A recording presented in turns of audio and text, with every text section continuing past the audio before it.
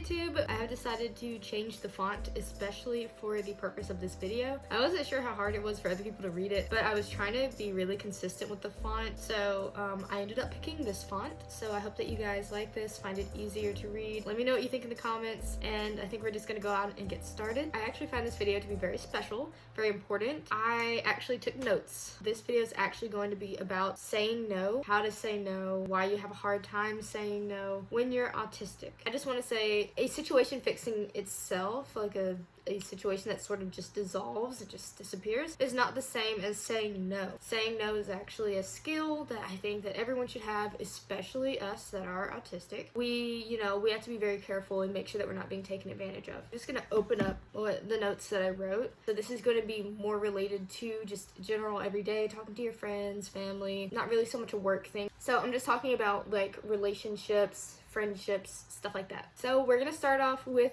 an actual graphic, a chart, because I just kind of made this on my iPad, and I'm going to translate it over here so that you guys can kind of see what I'm explaining. The first thing that you want to consider when learning how to say no, and also this is not in regard to dangerous situations, the first thing you want to do is analyze if you want to do it. This is just the most simple thing I could figure out for starting this video. Like, do you want to do it? So when you're analyzing, do you want to do this? There's two options. There's yes and no. So yes is, I most definitely want to do this, and I have time for this, I have money for this, I have resources for this, let's do it. And no, I mean, I don't know, you just don't want to do it for whatever reason. If you say yes, and this is the simplest thing, you can either just say yes, or you can say yes but set up boundaries. So this is something that I do a lot, especially at work. So if they say, hey Aniva, can you come in 2 hours early for your shift? I might say, okay,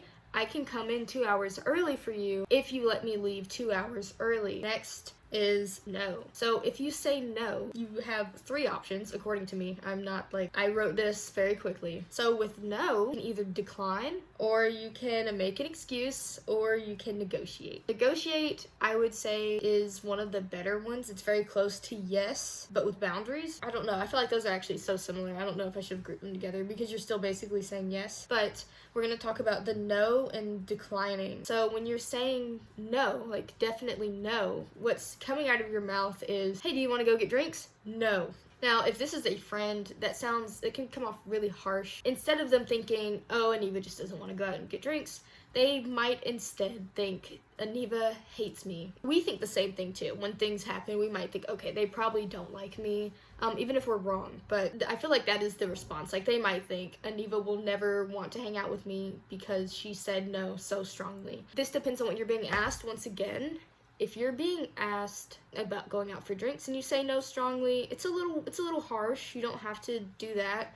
But if you're being asked, hey, can you give me a ride down the street, and you don't know this person very well, you don't trust this person, maybe you feel like this person doesn't respect your things, doesn't respect you, then the harsh no might be necessary. And it's the harsh no's that I feel like we might have a harder time with. Like, we might skate around and I don't know, that's kind of far, or you don't want to tell people like, I'm gonna need gas money if you want me to drive you that far. Skating around it, especially, and we're not talking about dangerous situations, but this strict and solid no is very necessary in dangerous situations, or situations where you're trying to exploit you. Use this no for something you feel like someone has crossed a boundary. So when you do the no and decline option, you want to use strong diction, and that's just like, no, I don't want to, or no, I'm not going to. Something where basically there's no way around it. You don't have to explain or over-explain why you're saying no. The second option under no is making an excuse. Let's say that someone asked me for my lunch money. This never happened, but it did in this situation. But I would say, sorry, my mom says I can't. This happens a lot, especially working a job, when there's an irate customer and they're like, well, I want a refund. I want you to discount this item because blah, blah, blah, blah. And, you know, either I will have to say, I'm sorry, I can't do that.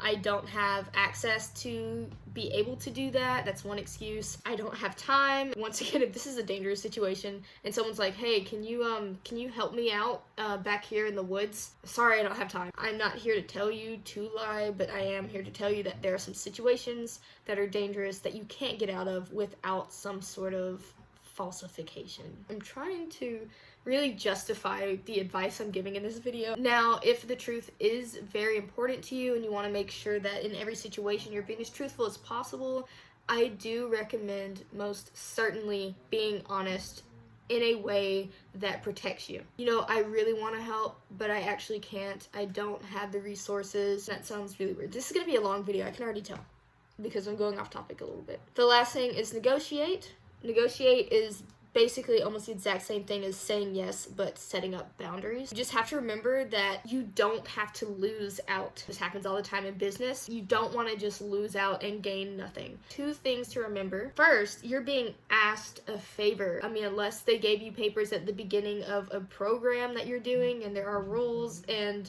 terms and conditions, you're probably being asked a favor. Thing is, when people ask you these favors, you can still be this kind, giving person and stand up for yourself. Standing up for yourself is not being rude. If you're just saying, hey, I really don't like this, I do not approve of this, I will not be participating in this. If they take offense to that, there's a really good chance that they didn't respect you in the first place. If you do have a harder time telling if someone's trying to manipulate you, exploit you, use you, I definitely recommend watching videos on this. There are videos out there. I actually, if I can find some, I will link them in the description. And I also talk about friendship red flags, bullying red flags in this video. You guys can watch this one. I do wish it was more helpful, but sadly I had to make my videos pretty concise because I talk for about an hour and I have to cut it down to 5 minutes.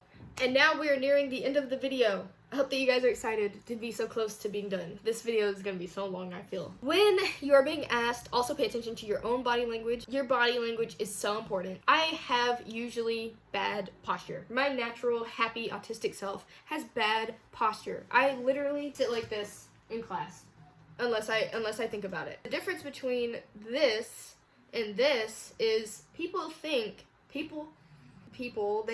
that because you're slouched over and your head is down, you have bad self-esteem. I couldn't think of the word. In my case, heck, I've got pretty okay self-esteem. It's not the greatest. If I'm sitting like this, people assume that I'm a very confident person. People do a lot of reading with body language. People are wrong. Now, I'm not telling you to mask. I'm not telling you to change anything, except for in a dangerous situation. That's the only time where I feel like I really need to change my posture. When I am, for example, walking into a gas station by myself. You don't want to look like you can't put up a fight. I'm trying to think of like the words. I look like I might stand up for myself a little bit more, like a Karen. You notice that all Karens have impeccable posture because they stand up for themselves. A little bit too much. And no one bothers Karens. That's the, consider going to the Karen Institute, some training. I'm gonna be pasting a lot of videos in the comments that I found were helpful. I've watched all of these videos. So this week, I actually was given the ability to make community posts now. So I'm super excited. I don't want to overload you guys with community posts because I feel like that can get annoying very quickly. But you guys, I'm going to be doing polls so that we can kind of choose videos, or we can talk about our experiences as autistics and what we like and what we don't like, and just fun little things like that. And then I'll also keep you guys updated on new videos, and you guys can suggest to me videos that you'd like to see and stuff like that. So if you enjoyed this video, please do leave a like, a comment, and subscribe. And also, if you don't want to subscribe and you just want to join the conversation, feel free to leave a comment. Let me know what you think, and also comment and respond to other commenters. I hope that you guys have a wonderful day. Thank you so much for watching, and bye.